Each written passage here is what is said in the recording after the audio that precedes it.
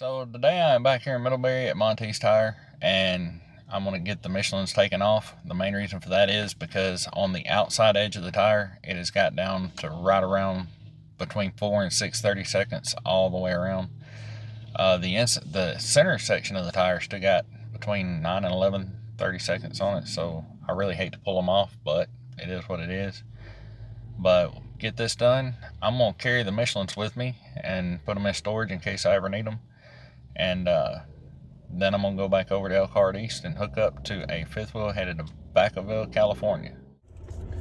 Alright guys, we are looking for a fuel, 39-foot fuel fifth wheel. And I'm willing to bet it's one of these right here. It'll be one of these two right here, or on further down there was another one. And I don't see any numbers on them. Yeah, there they are.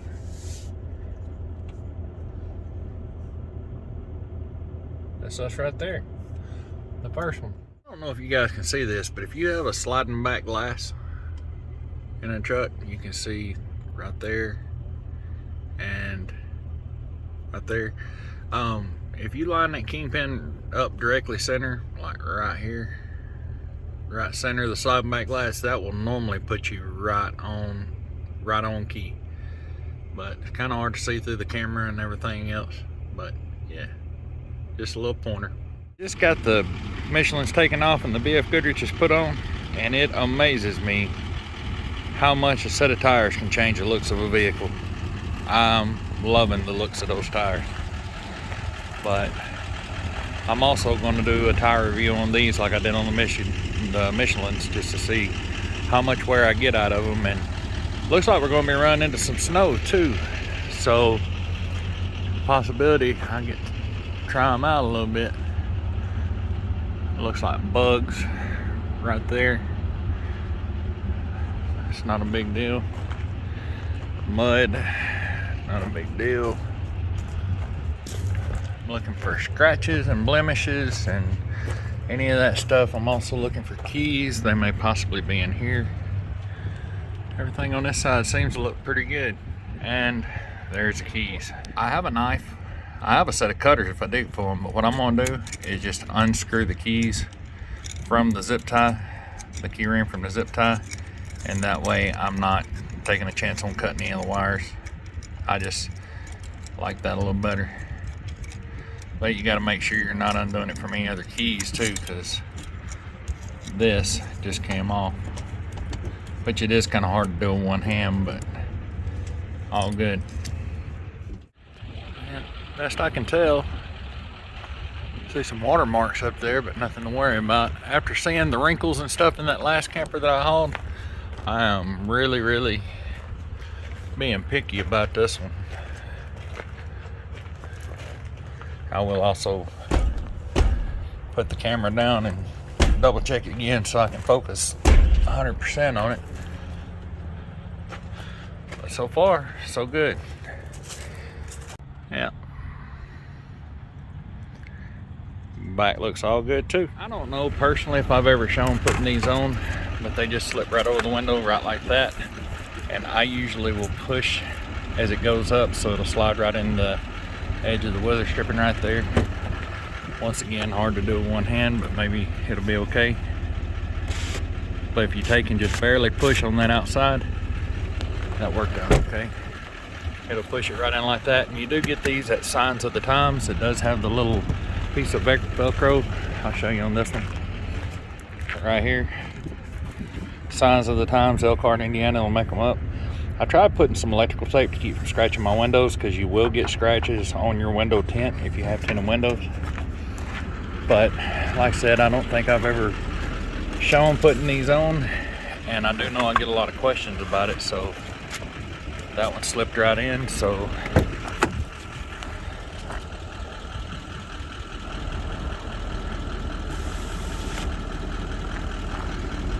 that's all there is to that.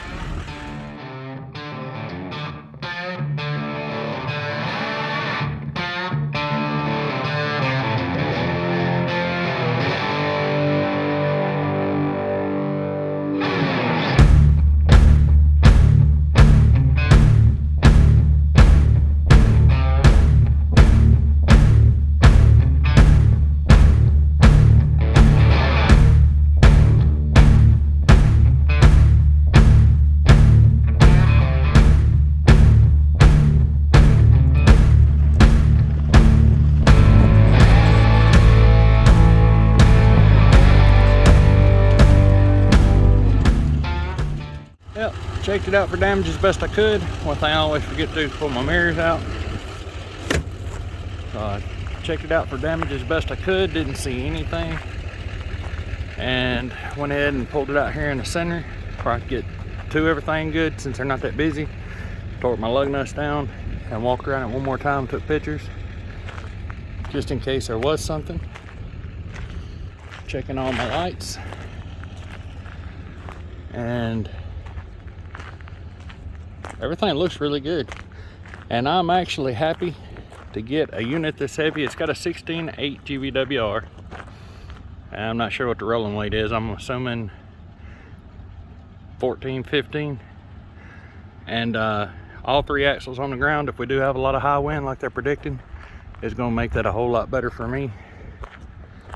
It looks like all these back lights are working. Always check your marker lights on top. Everything looks good. And I am still mind blown about how I am re-falling in love with the looks of my truck all over again with them tires on. I like them.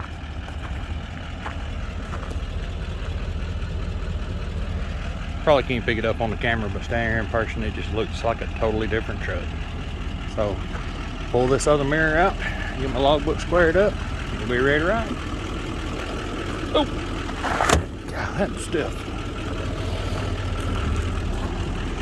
And the bug screen is still doing an amazing job. I'm tickled to death. I wished I'd known all that stuff would be in my grill or in my radiator for months to come if I didn't have the bug screen. Next thing I gotta do is try to figure out how to get this haze off my headlights. If anyone has any suggestions on that, let me know, but I think one of you guys have hooked me up and told me a good way to do it. If that don't work, I'm gonna replace. So you guys remember the AI box I did the review on not long ago? I'm loving having my airbag controller back functional and the AI box. When I first took up to just about any trailer, I automatically hit 40 pounds of pressure. You'll see it come up here and start changing. And as it comes up, it overshoots a little bit because I still got too much air pressure going to it, I guess, even with the regulator. But then as I start down the road, I'll drop it like 5 pounds at a time until I find that sweet spot right here for my screen with the AI box. There is a company that has offered to send me another one to do a review on. It's a little bit different than this one, but they both basically do the same thing, and I'm thinking about doing it, not sure yet. But if anyone knows of an AI box like what I have, it just plugs into the USB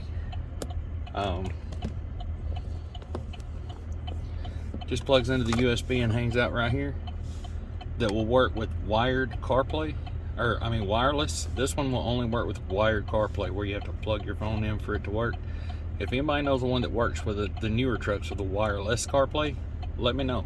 I'm curious. And then there's my home screen, YouTube, of course. There's my app for my airbag controller, my email, my Google Maps, and everything I need right there. Still loving it. It's Tuesday the 25th here at once again at the world's largest truck stop. I've been considering bringing a mailbox up here and dropping it off. I've been here so much lately, but kind of trying to get a little bit early for me start, you know. Probably late mid-morning for everybody else, but early for me start, because it looked like there was going to be some wind across Nebraska and Wyoming. And I was seeing right around 30-mile-an-hour gusts when I pulled in here last night, and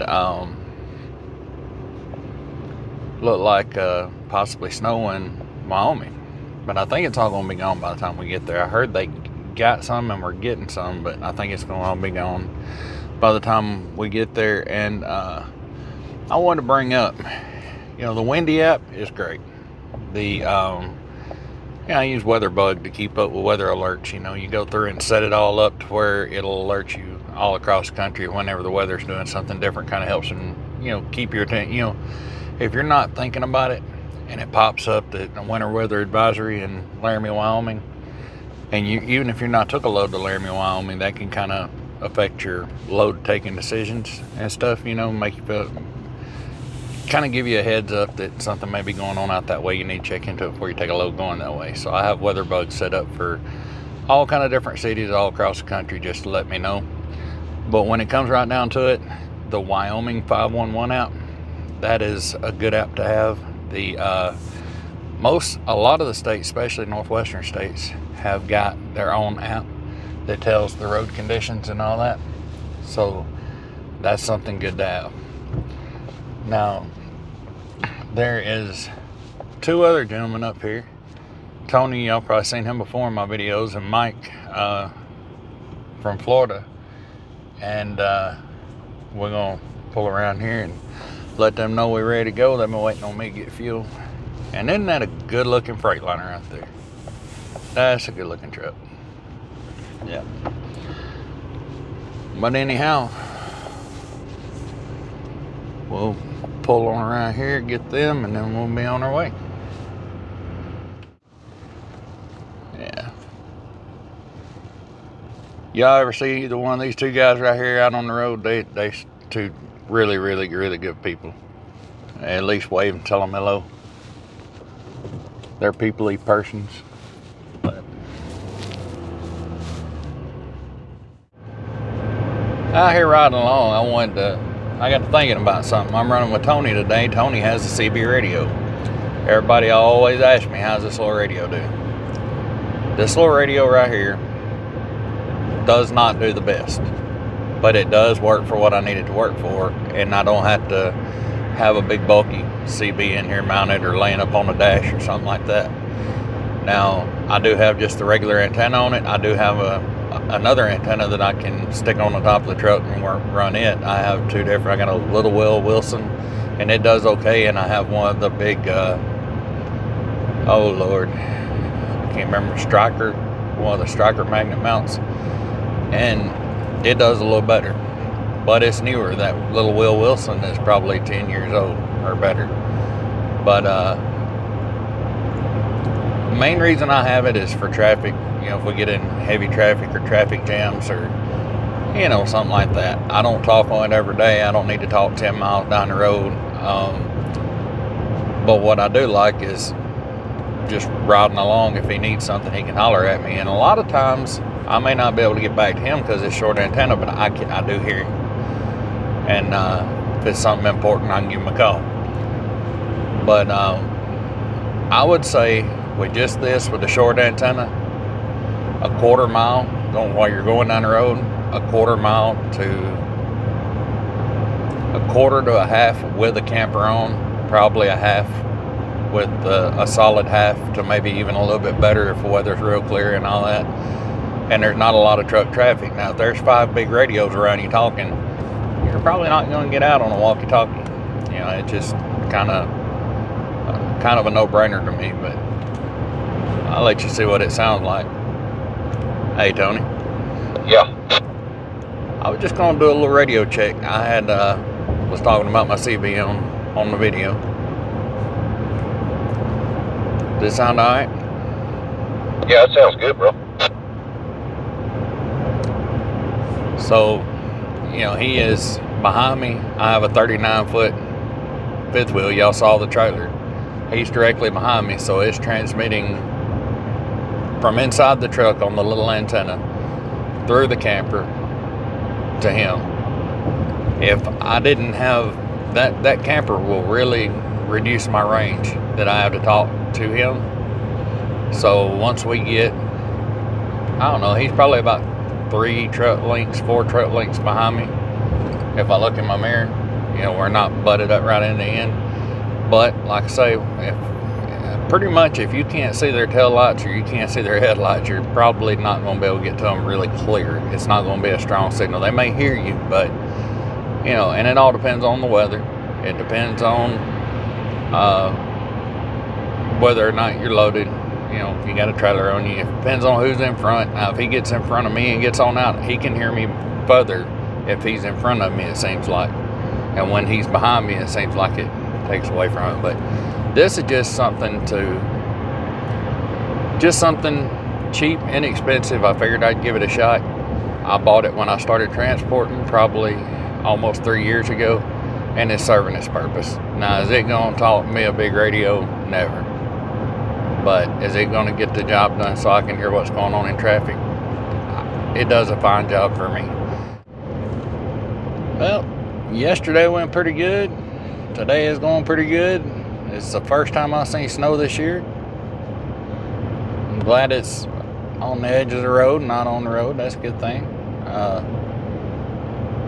Kind of nice feeling the colder temperatures. It was like 30 degrees when we got to where we going last night. We stayed in Laramie last night, and like I say, it was nice. I prefer the colder weather. I used to prefer the colder weather. I think now that I'm getting older, I think my blood's getting thinner and it kind of gets to me a little bit better. But anyway, I figured I would turn it on and get some video of you guys for the snow. They say it snowed some more in Salt Lake City. We're about 18 miles from Fort Bridger right now, but I heard it snowed some more in Salt Lake City, and then we probably won't see a whole lot more of it after that, but I don't know. For another friend of mine called from Wells, Nevada, he said it wasn't snow, but it was a lot of wet roads, and they had the salt trucks out.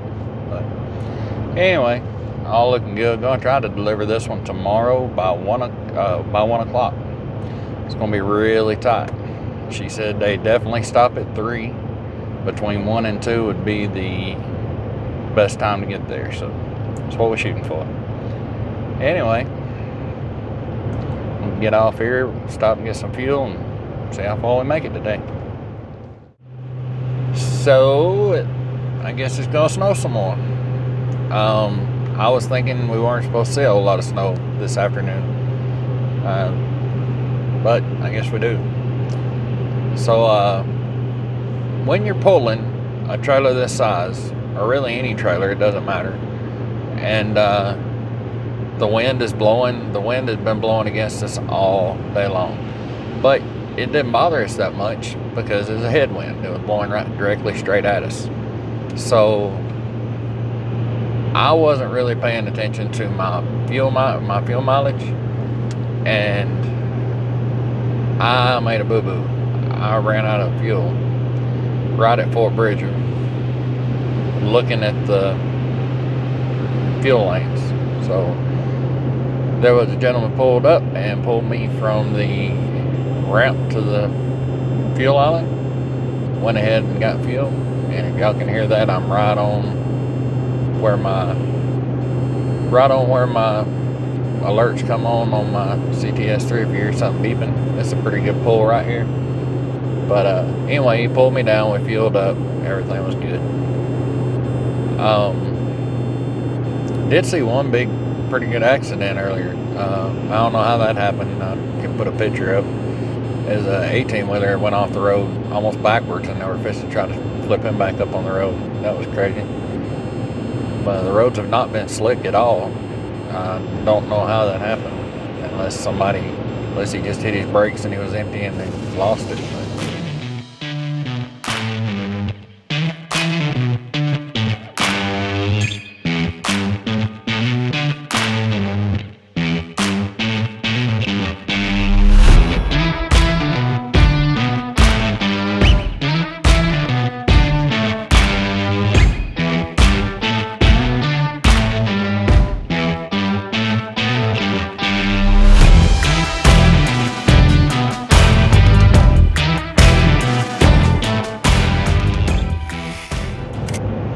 About an hour later,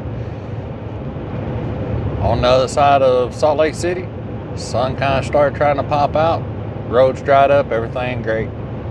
It's crazy how things can go from 33 degrees and snowing like crazy and all that stuff to 45 degrees and, you know, dry roads and everything good again. But something I learned today I didn't know, and most of you guys are probably going to get in the comments and say, well, I knew that. But when I first started, I had a number for Nevada permits, and you call that number and they would give you a permit for Nevada. And I mentioned in my last video that I was going to try to do a video maybe on the website, the the Idaho state website to get your permit, your trip permit. Well, when I called today from my Nevada permit, we were talking, and you know, once you call, they're pretty great. And I'm trying to remember the name of the permit company, but whenever I called them, I asked if they need the full VIN on the trailer, and she said no, only if you're going to Idaho. She said, you're going to Nevada, right? And I said, yeah, I'm going to Nevada. I said, but hold on a minute, y'all do Idaho permits too? I thought we had to call either the Idaho, the number that we have for Idaho to get them renewed online. And she said, no, we can do them for you. And when they do it, they bill it straight to Indiana Transport. When we do it, we pay for it, and Indiana Transport reimburses. I just didn't call them and have it done. I didn't know you could do that. So I keep wanting to say Hermit America. I'm pretty sure that's it. I'm gonna put a link to it in the description, and because I had a friend ask me the other day, said, you keep talking about in the description. How do I go into the description? Well, if you're watching the video and your phone is upright, you know, where you can see the like button and all that stuff, just click the title of the video, and the description comes down, and I'll leave links there for anything that I think might be helpful. So yeah, you can call that one number, Permit America. I'm pretty sure that's it. And I'll leave the phone number and the name for sure in the description. And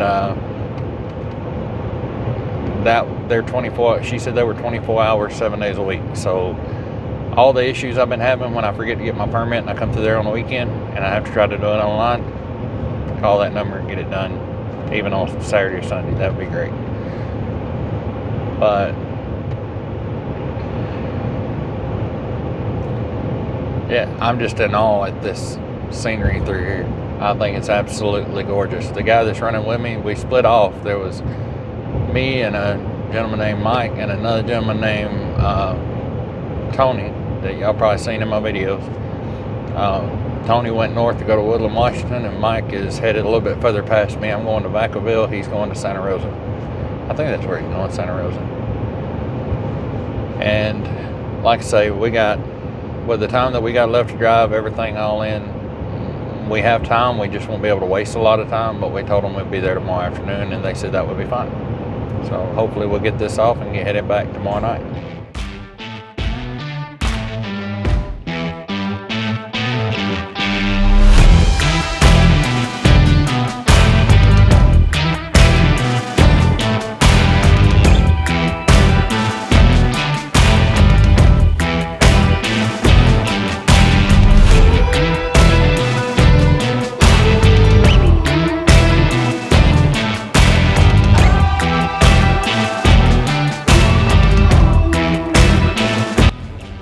So when you come in here at Vacaville Camping World, I was told to come, you stay to the right, go down that back road and curve around to the left and come up right on the right hand side of the building to the black gate and stop at the black gate. So that's what we're going to do.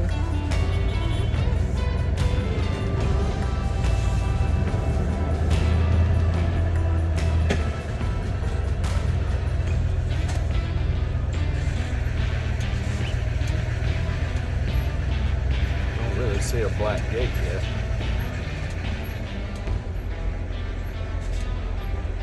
Maybe to the left.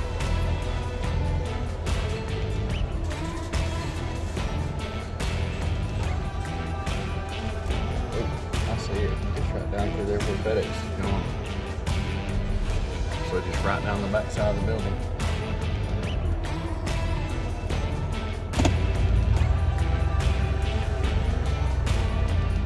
I can leave FedEx enough room to get out.